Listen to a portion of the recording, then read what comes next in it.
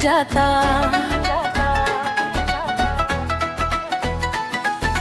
तोहरे हंसी देख के दिलवा बहक जाता। नजरिया के तीरवा सीधा करे जाने लगे। तोरे बिना सजनी चैनवा कहाँ भागे। लाल लाल होठवा गुलाबी तोर गाल, देखते ही हो जाला दिलवा बेहाल।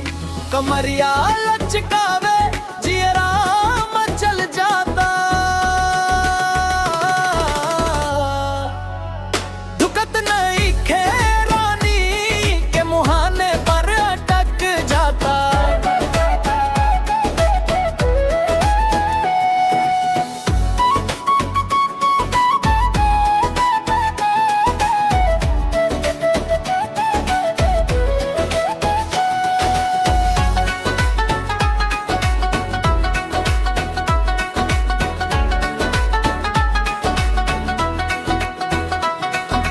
अखियाँ से अखियाँ जब होके टकरार, रात भर सतावे तोहरा प्यार।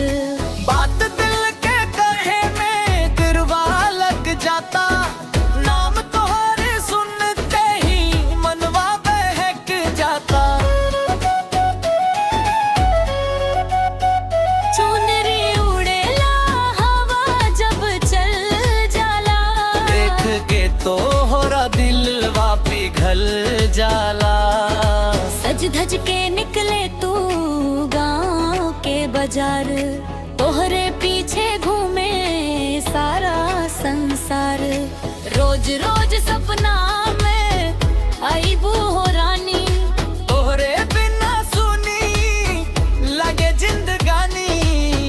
एक बेर कहता हाँ किस्मत चमक जाती।